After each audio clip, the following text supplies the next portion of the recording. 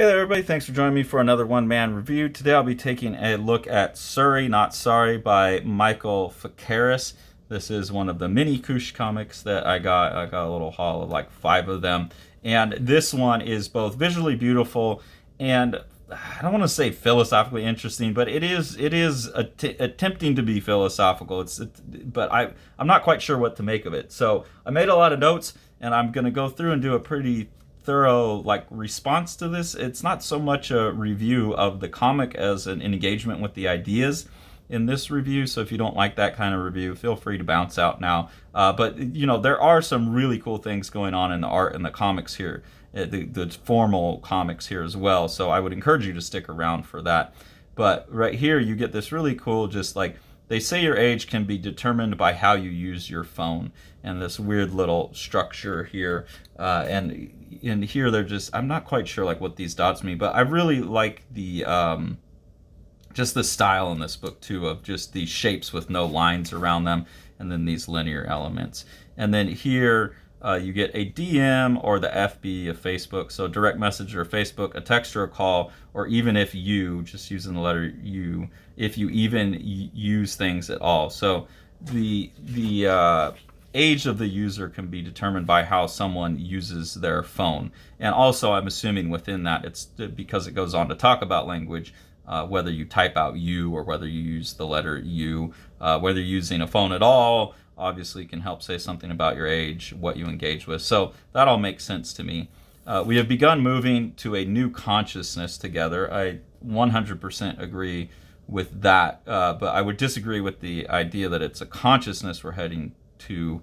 That would be a very deep philosophical conversation, but I believe consciousness is like a membrane that we have built, and whatever we're moving to next is another membrane. So in the way that being like a dog is cognitive without necessarily being 100% self-conscious, I think whatever this new consciousness that they're describing will be the same kind of thing. It won't be consciousness. Conscious will be the lower level version of it. So my best guess is that there's some kind of corporate perception of the world that we already exist in, and I think this book talks about that as well. But I don't think it's consciousness. I don't know what to call it yet, but you could call it corporate consciousness. That works.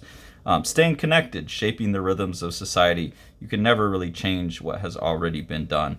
So here, correct, staying connected, shaping the rhythms of society, that's corporate. And then also talking about what's in the past. You can't change that. So there is a corporate collaboration with what's been going on in the past that we don't really have any say about. And I think that's really smart, because a lot of people try and just we can start over, or we can erase kind of all this data in our metadata and pretend like it doesn't exist. And I don't think that's smart. I don't think that's a healthy way to move forward. You can't just eradicate things from your societal past or your personal past. Like, something's in your data set, it's in your data set. Certain things can be taken out of your data set, like someone in your life who's no longer like they're contributing negatively to your life. You can remove them going forward, but you can't remove, and you can reshape, like if you were abused by someone, you can reshape your relationship to the abuse, but the fact of the abuse is still there. So I think that's what that's talking about, but expanding it to the community of society. Night leads to day, good weather leads to bad, summer to winter, language to life.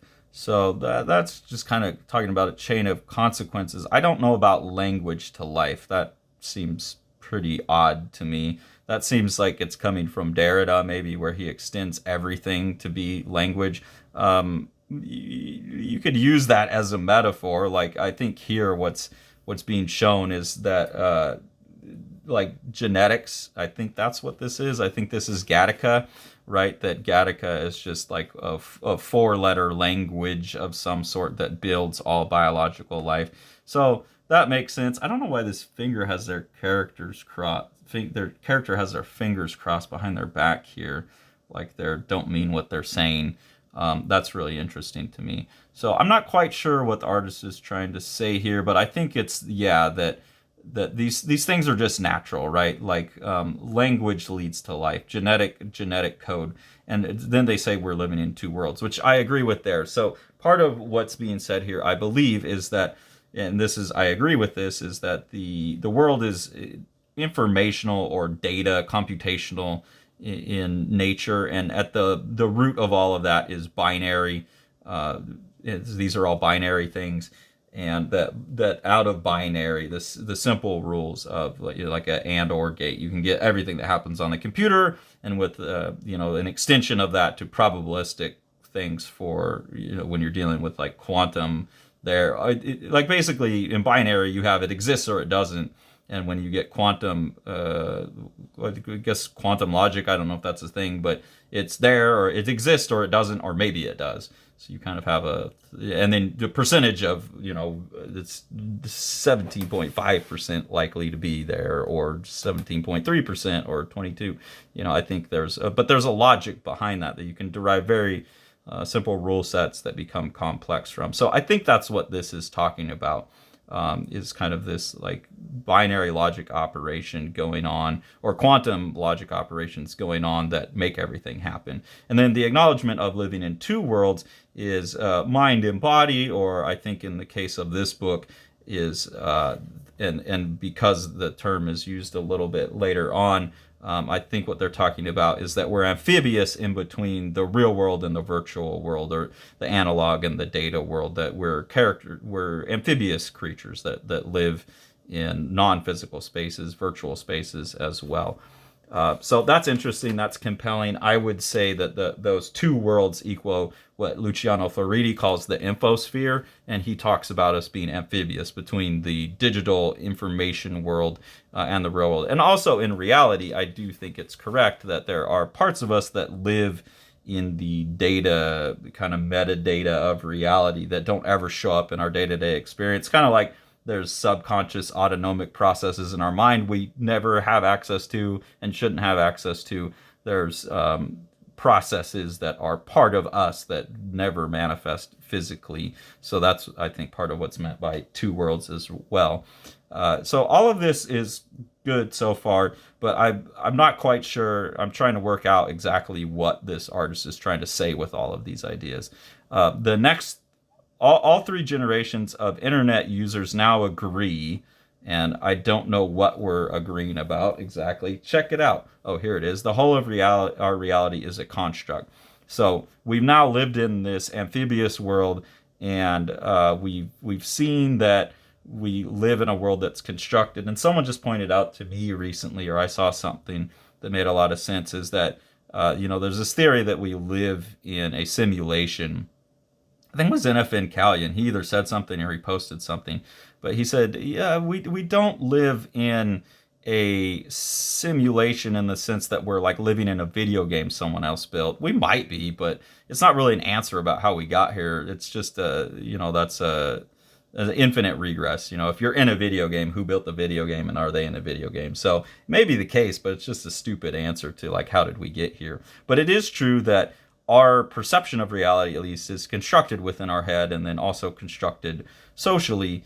And the more and more things we automate and turn digital, the more we are living in a simulation of real things. So like being in a car is like a simulation of walking to some extent. We're traveling by simulated means, or riding a horse, would be closer to reality, whereas walking is just like you and your body. And they get to that here. We all want to communicate in the quickest, easiest way possible. Real life is too slow. So when you simulate things, you get more control over the pace. And that we've all agreed that now, we understand reality as a construct, and so that makes us want to manipulate that construct to our expedient advantage. And I think that's a very good critique as well. I do question the three generation of internet users. I wonder what they mean. I'm assuming they mean boomers, Xers, I'm assuming they mean Xers, millennials, and Gen Z, because those are all people. Like, I'm at the tail end of Gen X, and so the internet came into my life in my teens and has always, been pretty formative part of how I think about the world. I'm right on the cusp between X and millennial, so I'm assuming that's what they mean. But my dad's, a pretty proficient internet user, so we at least have boomers, Xers, millennials, and then Zers are just they're the generation that grew up in it. Even millennials kind of grew up without it for a while. And then now I would say we have at least a fifth generation. And I know some people pre-boomer are using the internet, but as well. So potentially 6 generations of internet users. But like my niece, who's 3, I don't know what generation she's going to be in, what they'll call that, but it's definitely not a Z. They're going to be living in the post AI world, basically. So, anyways, I like change. That's it. Can you hold just a second? And this is like, again, now I lose the track of thought here. I like change. That's it. Ping. Can you hold just a second? K. Hey, TTYL. Hey, talk to you later. And so now we're taking a shift to what I assume is the main thesis of this book, which is starting to talk about the compression of language into these abbreviations. So that's only because I've read it that I understand kind of what's being suggested here. But there's a lot of like kind of harsh jumps, and then I'm having a hard time following some of the visual logic of this dot here, how it's manifesting as like a moon, and like the nose on this person's face, and then here kind of this color coded around an infinity symbol, and then it's the characters' heads. I just don't know what the dot is. Maybe this is the author, but then you have this looks like a span of maybe different skin colors here. I don't know what the dot's about. We find ourselves sending and receiving even more inner thoughts to the outer world, and here we are. So I think they're saying that more and more and more of us are able to put our thoughts in the common record, which 100% agree with that. I stole a term from Luciano Floridi and rejiggered it a little bit, but that's when I say hyperhistory, that's what I mean, is that now there is no kind of one story written by an authority, but that all people are constantly contributing to the story with our own private stories. So that's true. And here we are, evolving language as a human activity. So now we're going to get into a discussion about language in relationship to how we're going to get into a discussion of language in relationship to how it's evolved because of technology, I think. So a human being lives in a state of change. Before becoming aware of changes in themselves, they're witness to the changing world. As a kid, I don't know what that is supposed to mean, though, in terms of the argument of the book. And then we have this, someone hesitant about pushing a button, maybe, and then a bunch of people coming together to make a question mark, which I don't get what that's supposed to be. We are in two worlds always, whether we like it or not. Again, we already talked about that. That's correct, and there's multiple ways to interpret it. Same drawing here, different colors. Again, love the art throughout. The shapes and the colors and the illustrations of this are awesome.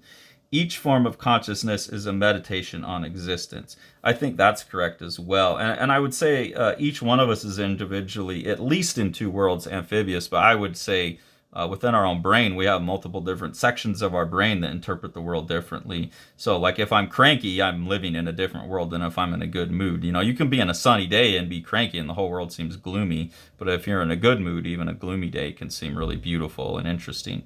So that's correct, each form of consciousness. But I would extend that to within a person, there's different modes of consciousness and different areas of their brain that are kind of driving at any given time. And those are different meditations on the nature of existence.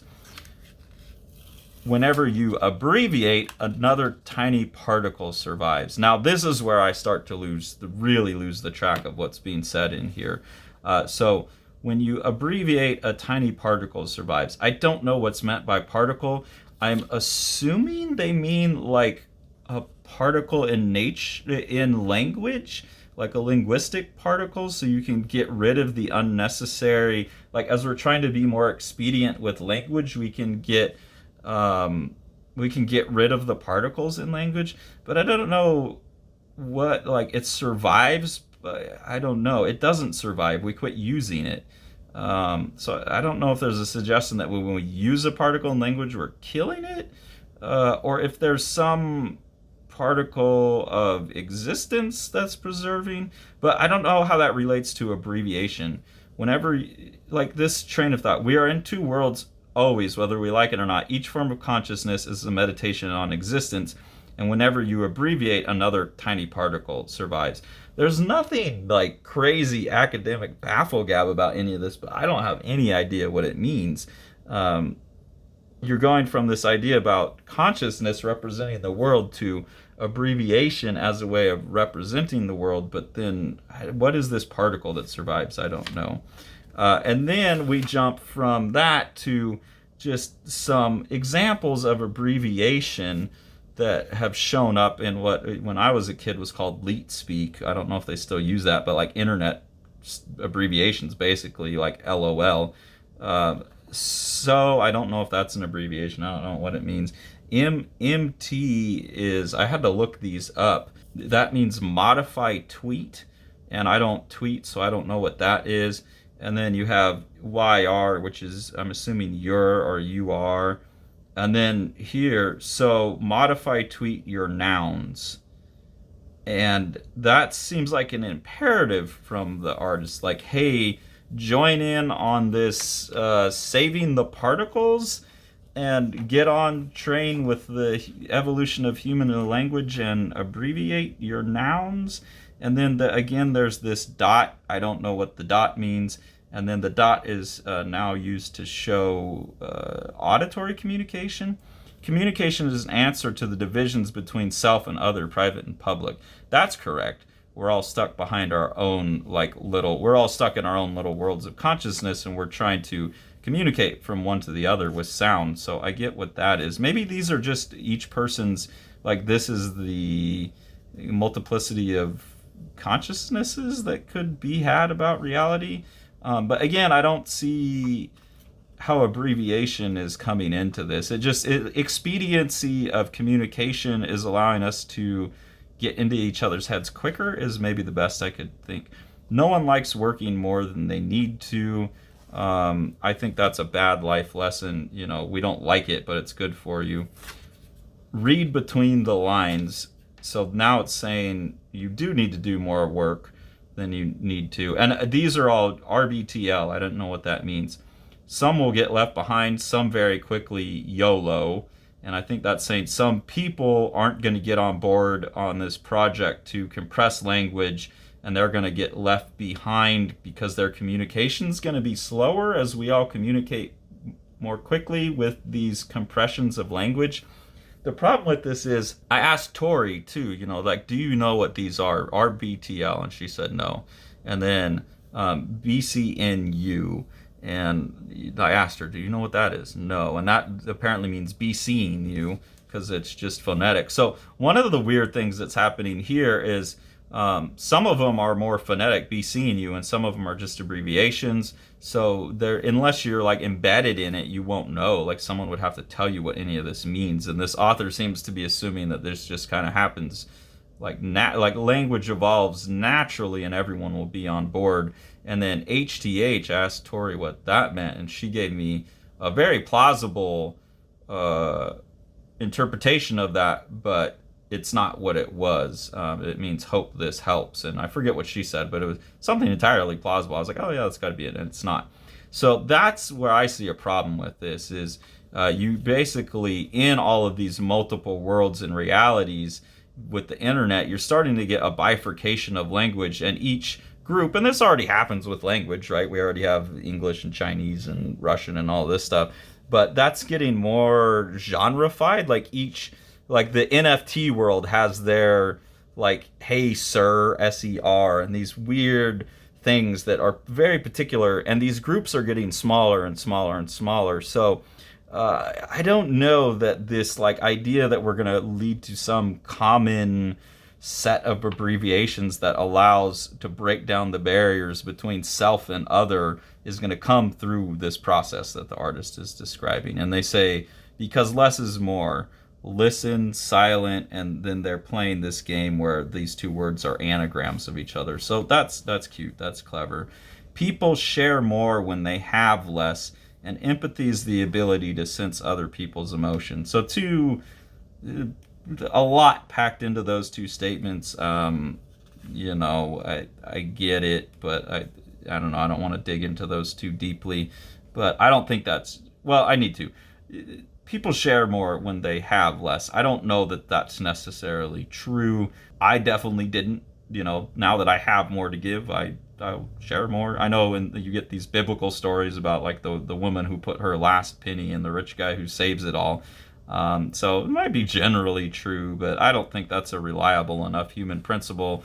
You want to operate on it. And when people don't have much to give anyways, even if they percentage-wise give more, they're not contributing as much as someone who gives percentage-wise less but has a lot of money.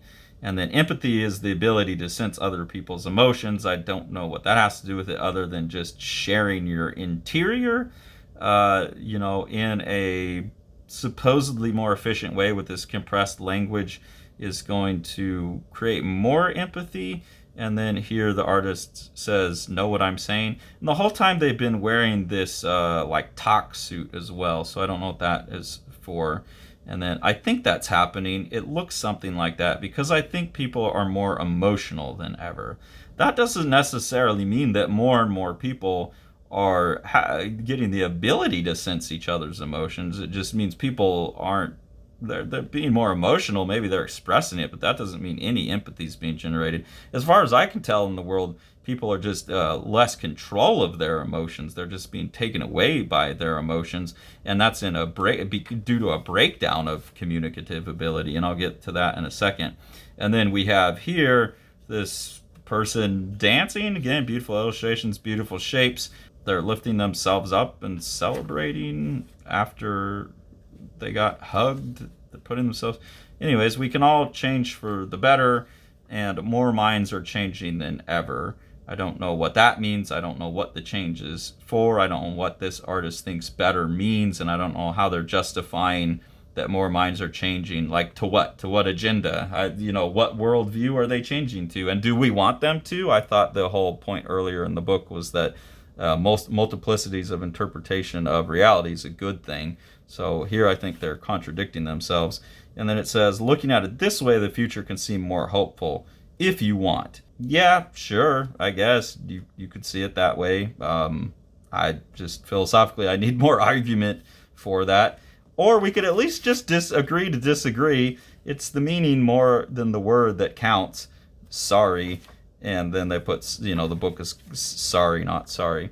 So I think the thesis here, my best guess is that communicating faster with expediency is going to allow us to do more communication more frequently, and that's going to allow people to share their particular views of the world with each other, create more empathy, and then that's potentially going to lead to more people getting in line with whatever the artists think is the best worldview, which is not expressed here at all other than just communicate through abbreviation and be open, and that's somehow going to change the world for the better. And at least we can agree to just disagree. So there's a lot of interesting thoughts in here, but I don't know exactly how they're all strung together.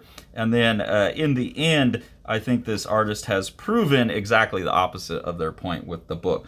Now, that's a deep, deep criticism of the project, saying, I think this is what you set out to do. I'm not saying I don't like the book. Obviously, I'm spending all this time with it because I found it intriguing, and I love the art in the book. But so this is not personal, about my personal enjoyment of the book. I'm trying to engage with a set of ideas, and this book is very explicitly about putting a set of ideas out for people to engage with. So that's what I'm trying to do. Now, as best I can tell, given the evidence in the book, the argument is what I've just laid out.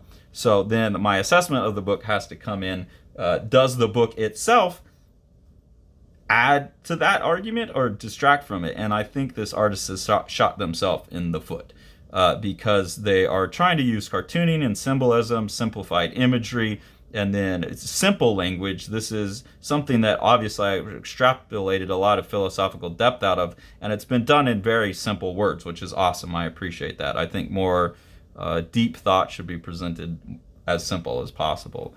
And so I agree with all of that. But you see in this that as you start to simplify too far, you take away nuance.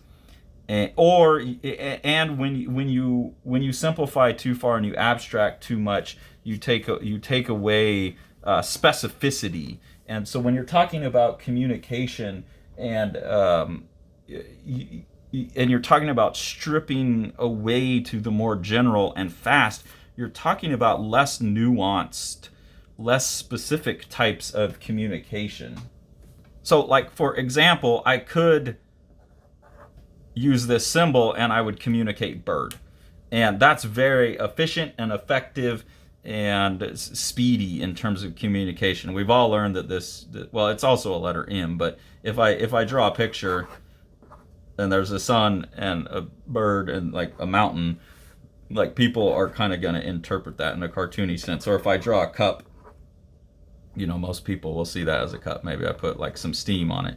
That's all really well and good. The problem is this is so general, or it's like a smiley face, right? I can do this, and that could be anybody. But if I want to talk about a particular thing, none of this works. Like, this is a seagull. This is obviously it kind of looks like a seagull, but it could mean any bird in our just iconic vernacular. This is just bird. It doesn't necessarily mean seagull. So it could be hawk. It could be dove. It could be whatever. Then we get like the little like tweet bird kind of thing as well.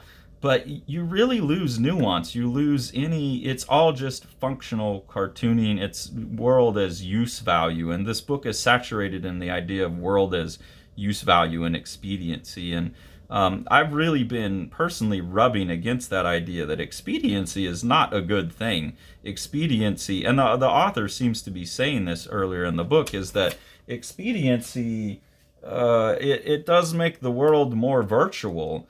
And that's not a good thing. That's disconnecting us further and further from reality and from each other. And I don't think that expediency in language is going to do anything to create empathy. In fact, when we're talking about expediency in language and modify tweet and use leet speak to communicate on Twitter, you see that has not caused empathy and unity at all. Like, very practically in the world, communicating in a smaller amount of space with less nuance, less subtlety, and more expediency has not caused empathy and people getting along in a better world. It's exactly the thing that we're all freaking out about, and the world's falling apart because of it, it appears to be.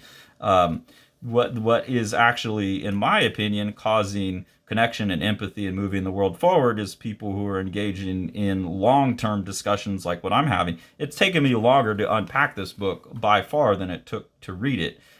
So I don't think that this artist lands their point. I think they've proven the opposite, that this type of iconic expediency of communication has its value, but it is most definitely only one of the tools that we have in terms of moving forward. And I really don't see, the chain of thought playing out here. And then again, that one of the problem with these kind of symbolisms is people interpret them very subjectively as well. So, when you start genrifying and like each portion of the internet gets its own version of leet speak, you have symbols that aren't generalizable like birds. They are specific within their community, but still not particularly nuanced. And then language is kind of bifurcated into all of these like little genres, and you see that genreification of everything. And then there's less communication across genres. I mean, we have like the idea of the echo chamber in our culture for a reason. And you can see that playing out in the book as well, where there's like this dot that's supposed to mean something very obvious to the artist, and these suits that these people are in that they never get out of, but they're still hugging through them. I think it's supposed to be a representation of epistemic access. Like, we don't have epistemic access to each other's brains. I don't know what's going on in your brain other than what you tell me is going on there. So we're forever behind our barriers, but we could hug, I think is what's saying. You're forever behind your barriers, but hug it away anyways. Okay, cool, but I could have that wrong. What's this little dance about? I don't know. So this person who is seemingly arguing for expediency leading to clear communication has made a book that I really had to work to unpack from what exactly they're up to, what exactly they're trying to say, and I don't think I've got it 100% right. And if I do have it 100% right, then they've undermined themselves all along the way. So it's a very strange, compelling book to me. If anyone else has read this, or I guess I just read it for you all the way through, I apologize. I mean, if you like it, go get it still. I didn't mean to, make this book not buyable by going through the purchasable by now you've read the whole thing. But I really want to know what other people think about this, because I'm sitting here stuck, like, God damn it, I love that illustration, particularly that. So Michael Fikaris, I don't know, sorry, not sorry. I guess, I'm trying to do what you're talking about, which is bridge a gap. I think the suggestion you're making this book is entirely wrong. Sorry, not sorry.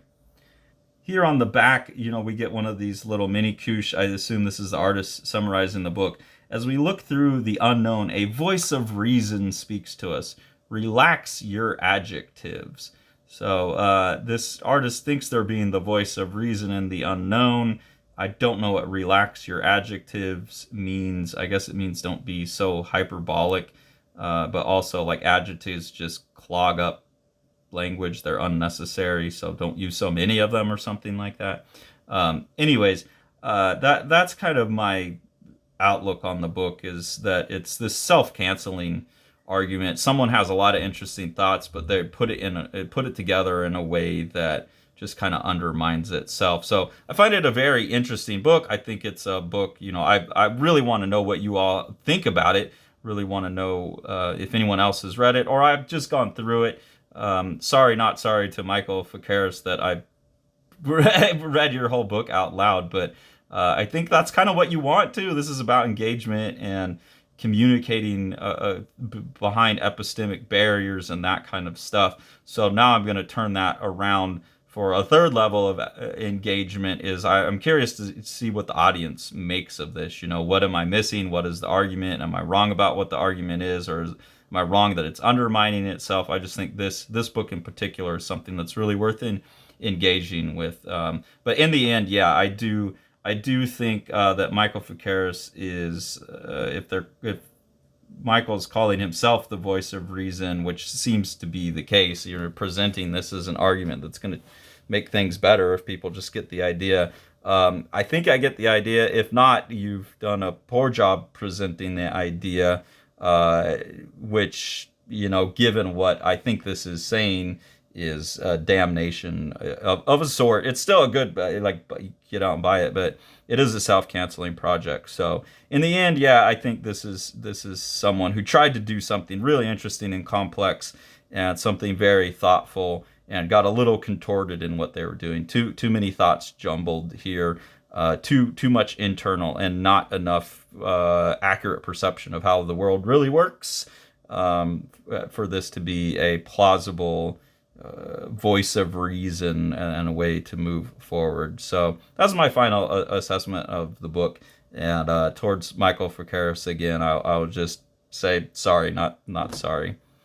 If you enjoy what we are doing here on the channel and you want to support us, there's two ways to do that. The first way you could do that is through our Patreon. We have two different tiers of engagement there. The first tier, you just get early access to the videos. At the second tier, you get exclusive access to previews of the books Sean and I are working on, some looks at some of our private art that is not getting posted on our social medias, and then also the ability to participate in our ongoing webcomic experiment, Prane Day, where you can help determine what happens to Prane as he lives the next iteration of his awful Groundhog Day existence. We really appreciate that. Any of the money that we get helps us buy the books that we review. So you can check out projects like this by Michael Fikaris that you may not be exposed to otherwise. And we just try and turn that money back into the community, other creators, other publishers' pockets. So we really appreciate that. That helps keep this whole thing rolling. And then if you appreciate Living the Line and want to support Living the Line with money that sticks with us and keeps like the publishing side of things going, then we're going to go ahead and take a look at one of the books that you could get from Living the Line Publishing to help support what Sean's doing there. So we'll go ahead and take a look at one of those projects now. The Eisner nominated The Strange Death of Alex Raymond by Dave Sim and myself. This is a gorgeously illustrated and designed book. Dave doing most of the illustration. Amazing compositions throughout. What Dave is doing is he's recording his obsession with the death of master cartoonist Alex Raymond behind the the wheel of Stan Drake's car when they got into a car crash. The best description of the book that I've heard is that it's like understanding comics with pages like this, mixed with something like From Hell when you get into the theories about, you know, what actually happened with the car crash. And then with Sean on production, it's just one of the most gorgeously printed books you could get a hold of.